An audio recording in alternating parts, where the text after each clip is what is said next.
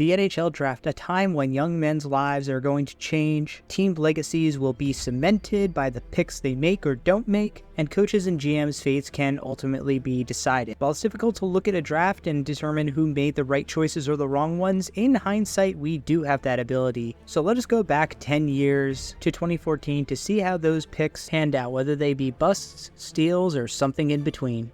We proudly select Aaron Ekblad.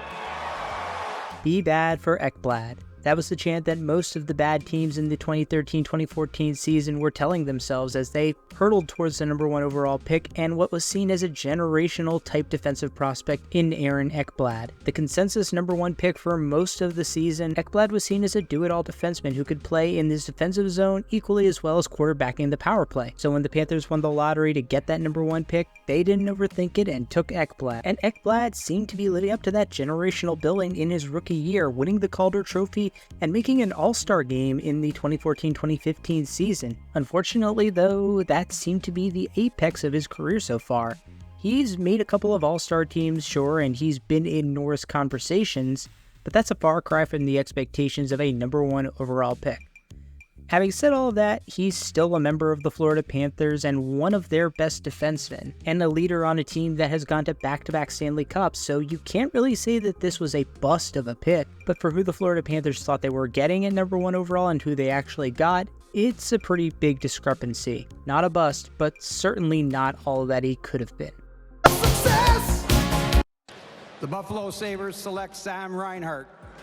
After Ekblad, it was a divided opinion as to who could go number 2 overall to Buffalo. They decided to choose Sam Reinhart, a center from the Kootenay Ice who was considered to be maybe the most cerebral player in this entire draft. While there were some knocks about his physical ability, namely his skating speed and physicality, Reinhart's shot and his intangibles drew comparisons to guys like James Neal and Jonathan Toews, comparisons that had Buffalo fans salivating. And Reinhart was pretty good in his first full season as a rookie, putting up 23 goals and 42 points in 79 games in the 2015-2016 season. There was a lot of hope that he would continue to grow and improve, which, to be fair, he did in his time in Buffalo to become about a 50-60 point player consistently. But Buffalo was expecting more from the number 2 overall pick and eventually, in the midst of another rebuild, shipped him to Florida for a first-round pick and goalie prospect Devin Levi. While Sabre fans and management expected that Reinhart would continue to fizzle out in Florida, he instead had a career revival freed from the shackles of Buffalo. He put up 82 points and 33 goals in his first year in Florida, and this last year,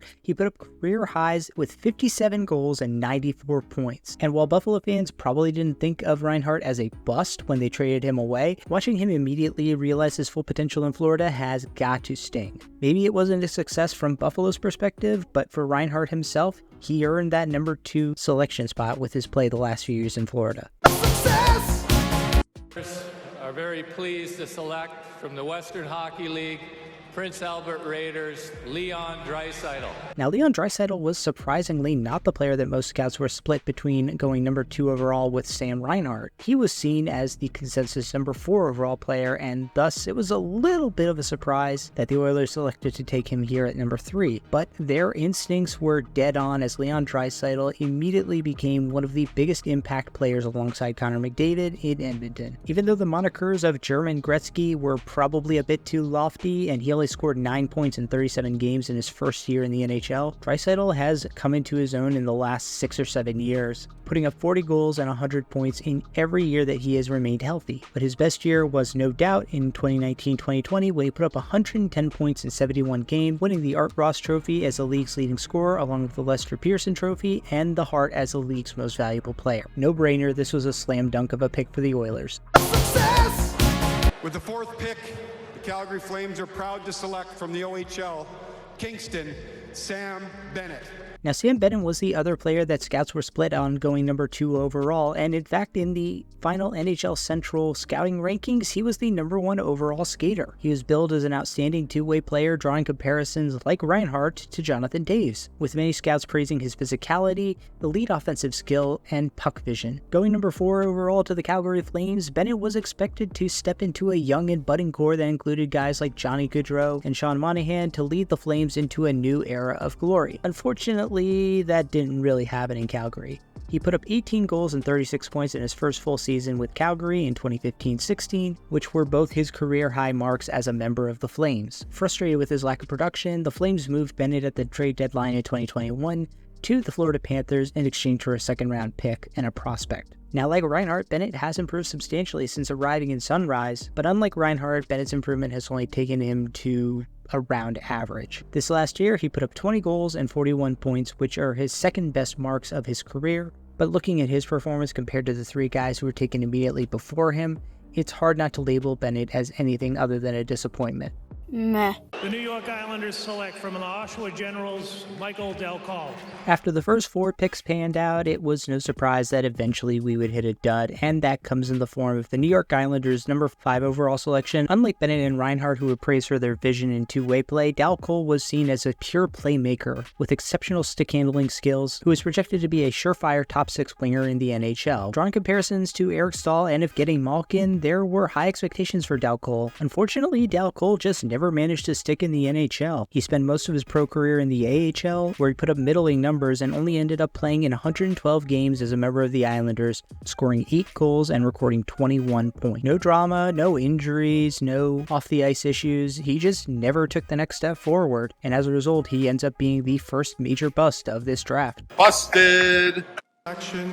We select from the WHL Calgary Hitman, Jake Virtanen. On the other end of the spectrum, though, you have Jake Virtanen, a prospect who drew a lot of attention for his gargantuan frame at 6'1", 210 pounds, along with his incredible speed, physicality, offensive acumen, and hockey IQ. He was an absolute beast in the WHL, putting up a point a game and a ton of PIMs as one of those high-energy players that scouts just love to see. The biggest negative that scouts had before the draft was honestly mental. He was seen as a guy who didn't give 100% effort all the times and was often making terrible decisions, and wouldn't you know it, that's exactly what happened in the NHL. On the ice, he was fairly productive. He played in 300 games for Vancouver, put up 100 points and 55 goals, and had a career high of 18 goals, 36 points in 69 games in 2019-2020. He ran into problems with conditioning for 2 different coaching staffs in Vancouver. Those questions of consistency of effort continued to dog him as he yo-yoed between the NHL and AHL as management tried to find some way to unlock his potential. And then things all came crashing down in May 2021 when Virtanen was placed on leave by the Canucks after allegations came forward by a woman that he had committed sexual assault in a North Vancouver hotel while he was a member of the WHL's Calgary Hitmen. An investigation was launched that led to a trial in which Virtanen was found not guilty of these crimes, but for a player who had been inconsistent at best and frustrating at worst, the Canucks took the easy way out and just decided to release Virtanen, an incredibly polarizing pick at the time that ultimately ended up busting. Busted!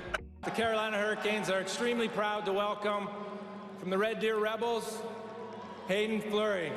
Hayden Fleury was seen as the second best defenseman in this draft behind Aaron Ekblad, and the Carolina Hurricanes jumped at the chance to pick him 7th overall. He was described as a very solid two-way player who leaned a bit more on the defensive shutdown side than the offensive driver, but was projected to be a solid second-pairing defenseman along the lines of a Marc-Edouard Vlasic. Fleury's story honestly follows very closely to that of Michael Del Col. He just never hit that next stage in his development, and as a result, he was caught between the AHL and NHL for most of his career as a member of the Hurricanes. At his peak in the NHL, he was a below-average bottom-pairing defenseman, but a depth defenseman is not what anybody in Carolina thought that they were getting at 7 overall. Busted!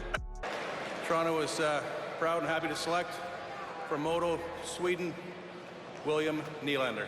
William Nylander, son of former NHLer Michael Nylander, was seen as one of the best international skaters in the entire draft, and he has proven to be just that. Taken 8th overall to the Toronto Maple Leafs, Nylander was seen as an elite playmaker like his dad, with some scouts saying he was the best Swedish prospect since Nicklas Backstrom. Nylander spent 2 years in the AHL before being called up to the Maple Leafs for the 2015-16 season and never looked back. He's evolved into basically a point-a-game player and has scored 40 goals his last 2 seasons and has now cemented himself as Toronto's second best forward behind Austin Matthews. A cornerstone piece of their franchise, Toronto would absolutely do this pick the same if they had the chance. Success! Are excited to select from Halifax of the Quebec Major Junior Hockey League, Nikolai Ehlers. Nikolai Ehlers was seen as a bit of a reach by the Jets, but it turns out that they knew something that most of the other scouts did not. Ehlers was praised for his elite shot, which drew comparisons to Patrick Kane, but the knock on him was that he needed to add some size and improve his two-way game. Ehlers has certainly done that in his NHL career, making the Jets at age 19, putting up 15 goals and 38 points, and never looking back. He's developed into a consistent top 6 winger who puts up 50 to 60 points a year and about 20 to 30 goals. He's not a game breaker, but he's a guy most teams would gladly slot into their top 6. Now, though, Ehlers might be on his way out of Winnipeg. He's in the last year of a 7-year, $42 million extension that he signed at the end of the 2017 season, and he's shown no signs that he's interested in negotiating another extension at this point with Winnipeg. Despite all this, you can't really say that the Jets didn't get great productivity out of this pick, and it's one that they would do again. Success! The Anaheim Ducks are proud to select from the Peterborough Petes, Nick Ritchie. Ritchie was projected to be the second best power forward in this entire draft, with a massive 6'3", 225-pound frame. Like Virtanen, he loved to go to the front of the net and bang around, had decent straight line speed, but needed to clean up his puck possession skills and hockey IQ. Anaheim took him at 10th overall, thinking they were getting the next iteration of Milan Lucic, or maybe that he could be molded into the same vein as their incredible captain Ryan Getzlaf. Neither of those things happened, as Ritchie only spent 5 seasons in Anaheim, putting up 43 goals and 109 points, with a career high of 15 goals in 2021 with Boston. Ritchie wasn't a bad player. He bounced around in the NHL for 8 years and became a very solid third-line winger. You would ideally want more from a top 10 pick, but given what Anaheim got back, it's not the end of the world. Not a bust, but not the ideal outcome they were looking for. Meh. And with our selection from HV71, Kevin Fiala.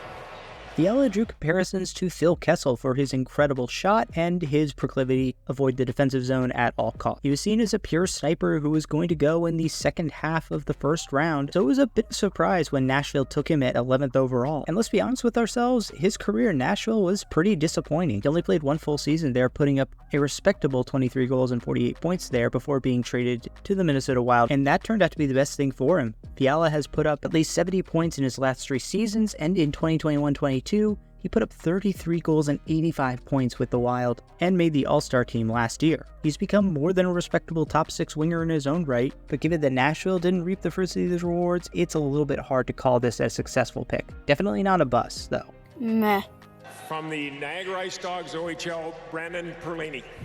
The Coyotes took consensus top 15 pick Brendan Perlini at number 12, another power forward with tremendous offensive upside who is compared by some to Bobby Ryan. While he lacked great foot speed and was a little less physical than scouts would have liked, his combination of size and offensive IQ was tantalizing. And off the bat, it looked like it was going to go well for Arizona. He put up 14 goals and 21 points in his first season in Arizona, and then his second full season, he put up 17 goals and 30 points. Then, in mid-November of 2018, he was traded along with Dylan Strome to the Chicago Blackhawks in exchange for Nick Schmaltz, where he struggled immensely, putting up only 15 points in 47 games as a Blackhawk, and then bouncing around between Detroit and Edmonton for the next few years. He's currently in the Florida Panthers minor league system, and it's very unlikely he sticks as a regular NHLer. That's a bust pick right there. Busted! The Washington Capitals are proud to select from the Czech Republic, Jakub Vrana. Jake the Snake Vrana was seen as one of the 5 best European skaters in the 2014 NHL draft. Vrana was a wiry speedster who could shoot the puck like nobody's business, and while there were concerns about his light frame, Washington took him number 13 overall. He only played in 5 years in DC before being traded to Detroit, along with a first-round pick for Anthony Mantha. But in those 5 years, he put up 76 goals, 157 points in almost 300 games, and scored some pivotal goals in the Caps' run to win the Stanley Cup. You could definitely argue there are players who were taken right after him who Washington would have preferred to have, but I don't think any Caps fans are going to be turning up their nose at what we got out of Vrana. Success!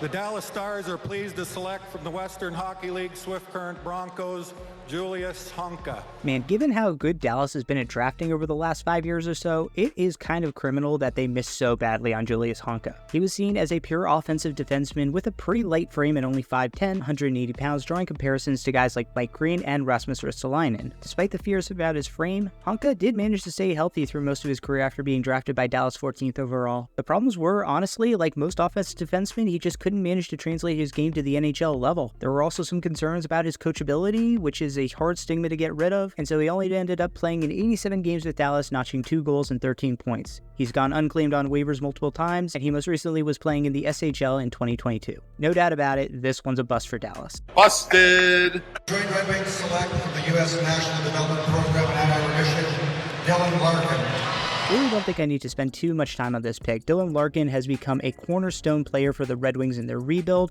is currently their captain, and has become a consistent 30-goal, 70-point player. Even though most scouts had Larkin going a little bit closer to the end of the first round than the middle, Red Wings brass loved what they saw about his skill and intangibles, and he has paid off that bit tenfold. Easy win here for the Detroit Red Wings. Success! Columbus Blue Jackets are proud to select from U.S. National Program, Sonny Milano. Sonny Milano was another guy who was seen more as a guy you'd pick in the 20s than the teens, but Columbus took the chance on the Long Island native and took him at 16. A pure skill forward who was seen as needing to add some weight to his 6-foot frame, Milano's biggest challenge in the NHL has honestly been just availability. Injuries have really held back his career, as he's only played in more than 50 games 4 times in his 9-year career. He bounced around for a bit with Columbus between the NHL and AHL teams, with injuries dotting his way, and was ultimately traded to Anaheim in exchange for Devon Shore. He's now landed in Washington, where he's a solid middle 6 winger, but it's a far cry from the guy that the Blue Jackets thought that they were getting for their top 6. When he was healthy for the Blue Jackets, he was productive, giving them 42 points and 20 goals in 116 games. Like the old saying goes, your best ability is availability. I'm hard-pressed to call this a bust for the Blue Jackets, but it's hard not to call it a disappointment. Meh. The Philadelphia Flyers select from Calgary of the Western Hockey League, Travis Sanheim. And our first real off-the-board pick comes at number 17, with the Philadelphia Flyers selecting Travis Sanheim. He was the 53rd ranked North American skier in the draft, and the Philadelphia Flyers decided to take him in the first round. The Calgary Hitman product was seen as a bit too light at 6'3", 181 pounds, but people saw upside with his offensive game, with his ability to quarterback the power play and lead the breakout. It was a risky gamble for Philadelphia, but it paid off with Sanheim. He's become a 40-point player who could eat up top 4 minutes and play on the power play. A good pick for Philadelphia here. Success! Entry draft, Minnesota's proud to select from the U.S. National Development Team, Alex Tuck.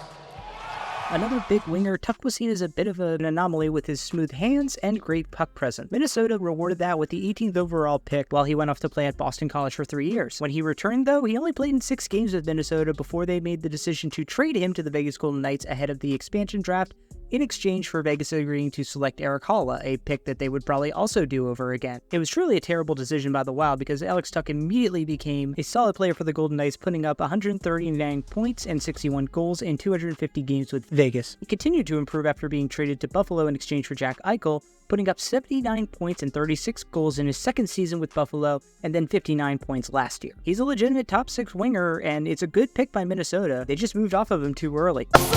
Skill-wise, D'Angelo was absolutely a good pick here for the Tampa Bay Lightning at 19. He was a dynamic offensive defenseman who needed to clean up his play in his own zone and work on some of his attitude issues. There were questions about his maturity, as he was suspended multiple times during his tenure with the OHL Sarnia Sting, twice for violating the abuse and diversity policy of the league, and twice for abuse of an official. While there was hope that these were just the actions of an immature teenager, that didn't seem to change once he reached the NHL. In Tampa's minor league affiliate, the Syracuse Crunch, he was suspended twice, once for abuse of an official and against an opposition player. He was scratched for his last 8 games as a member of the Crunch before being traded to the Arizona Coyotes affiliate, the Tucson Roadrunner. He eventually made his NHL debut in Arizona and was promptly suspended for shoving an official. Honestly, I could do a whole video on the absolute shit show of a career that Tony D'Angelo had, but the fact of the matter is he bounced around between a bunch of different teams like the Rangers, Carolina Hurricanes, and Philadelphia Flyers, and is for now a member of the Hurricanes roster again. As far as production, he's been a bottom 4 defenseman for most of his career, but he has had 2 50-point seasons. I think that's just indicative of the career he's had. Incredible talent that's overshadowed by all the off-the-ice stuff. Can't really call him a bust because of that productivity, but boy howdy, if he could just get right in the head, who knows what could have been with D'Angelo. Meh.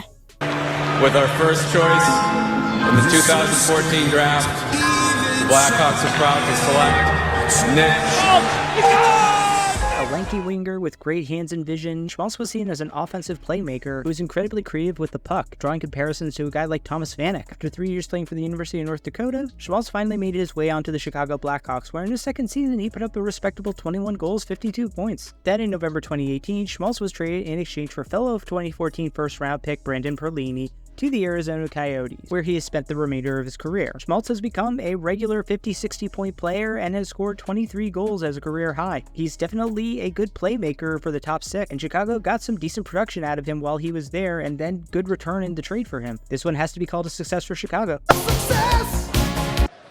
St. Louis Blues are proud to select from Guelph of the Ontario Hockey League, Robbie Fabry. Unlike most of the other forwards selected before him, Fabry was seen more as a two-way player who was responsible in his own zone and could occasionally contribute offensively. St. Louis took him at 21st overall, hoping he could slot into that bottom six and add some depth. He actually has career high in points as a rookie, putting up 18 goals and 37 points. He was also a member of that 2019 Stanley Cup team for St. Louis, only playing in 10 games in the playoffs but scoring 1 goal. The very next year, he was traded to Detroit in exchange for Jacob de la Rose, and since then it's been an up and down career due to injuries. When he's been healthy though, he's a 30-point guy, mostly playing on the third line. Being a 20s pick, I think St. Louis is probably fine with how this turned out, even though they didn't get much for him in the return. Success!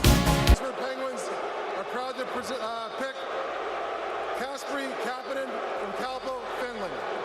And this one is an odd one. Kasperi Kapanen was seen as the best European skater in the entire draft, yet he wasn't picked until 22nd overall by the Pittsburgh Penguins. Kapanen was seen as an elite offensive creator who just needed some time to mature, grow into his body, and then could become an easy top 6 winger. If a team had the time to allow him to develop, he could pay off dividends, and Pittsburgh looked to be the perfect landing spot for him. With elite forwards like Crosby, Malkin, and Kunitz, Kapanen could have plenty of time to mature and grow in the minors. And then on July 15th, just 1 year after being drafted, he was traded to the Toronto Maple Leafs in the deal that brought Phil Kessel to Pittsburgh. There in Toronto, he struggled to stick in the lineup, but eventually did get a full-time gig with the Leafs in the 2018-2019 season when he put up 20 goals and 44 points, his best mark of his entire career. Unfortunately, he just never managed to take the next step in his development in Toronto, leveling out at about a 10-goal, 30-point guy before being traded back to Pittsburgh, where he was basically a depth forward for most of that time, and now is a part of the St. Louis Blues. Kapanen's not an unproductive player, 208 points in 460 career games, and he was a late first-round pick, so it's not exactly a shock that he didn't pan out, but with the billing he was getting in the pre-draft process, he's at least a mild disappointment. Meh.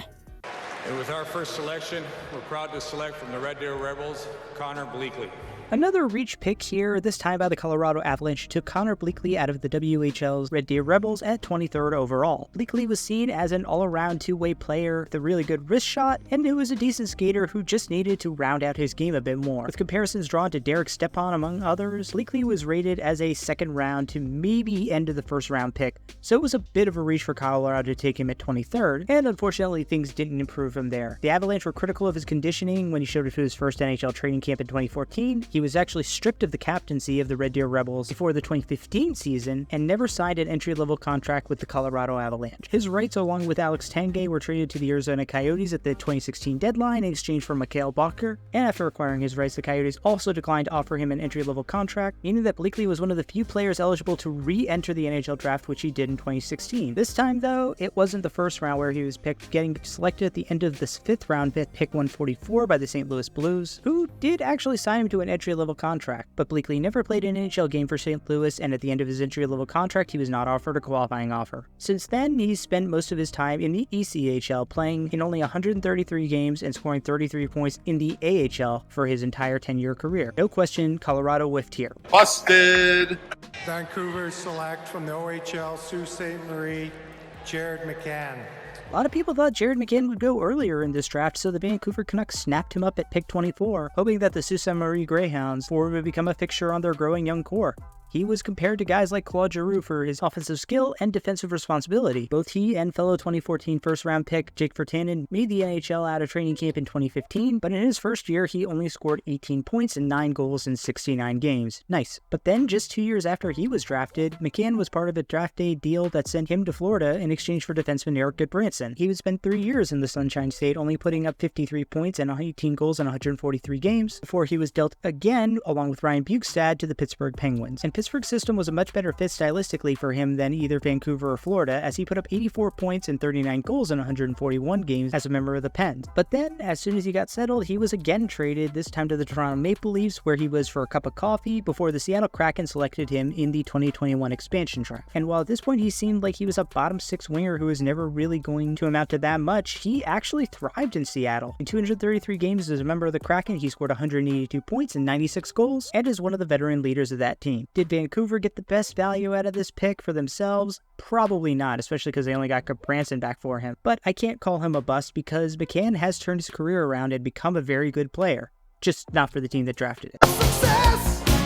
Proud to select from Sweden, David Pastrnak. There are a lot of GMs who should be really embarrassed that they passed on David Pastrnak given what he has become. The 5th-ranked European skater in the draft, Pasta was seen as a boomer bust prospect because he was electric with the puck on his stick, but he tended to disappear in games where he couldn't get that puck or was getting too closely checked by the other team. Pasta ignored those warning signs, rolled the dice, and it paid off huge for them. After a couple of low-scoring years to start his career, by his 3rd year, Pasta was regularly scoring at least 70 points and 30 goals in the NHL, and in the last 2 years has cemented himself as one of the great goal scorers in the league. He scored 61 goals 2 years ago and 47 goals this last season, putting up at least 110 points in both campaigns. Yeah, Boston's pretty happy with this pick.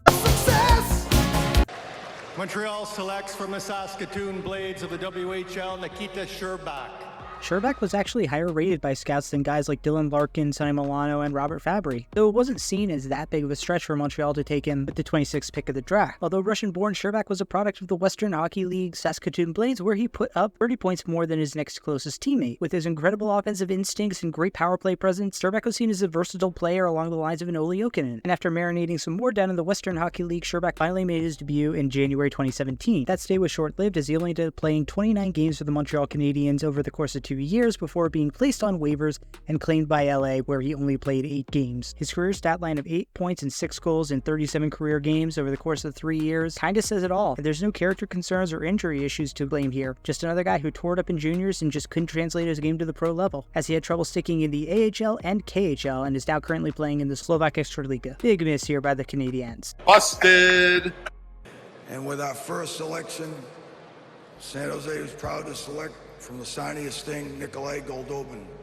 If you would have told a team that they could get a guy compared to Marian Gaborik at the end of the first round, they probably would have been elated. That's the guy that Goldobin was drawing a lot of comparisons to from pro scouts due to his incredible playmaking ability and soft hands. The big concern for Goldobin, unfortunately, was character. Some scouts called him moody on the ice if he wasn't getting his playing time, but there was some hope with time and maturity he could find a place on the Sharks' deadly middle six and eventually cement himself as a top 6 forward. But after only 2 years in the Sharks organization where he put up good numbers in the AHL, but only 2 points in 11 games at the NHL level, he was traded to the Vancouver Canucks. He spent another 4 years in Vancouver, playing over 100 games for the Canucks, but only put up 18 goals and 44 points. Not what you're hoping for from a guy that most scouts thought would be a top 6 forward on a team. Definite bust for San Jose here. Busted!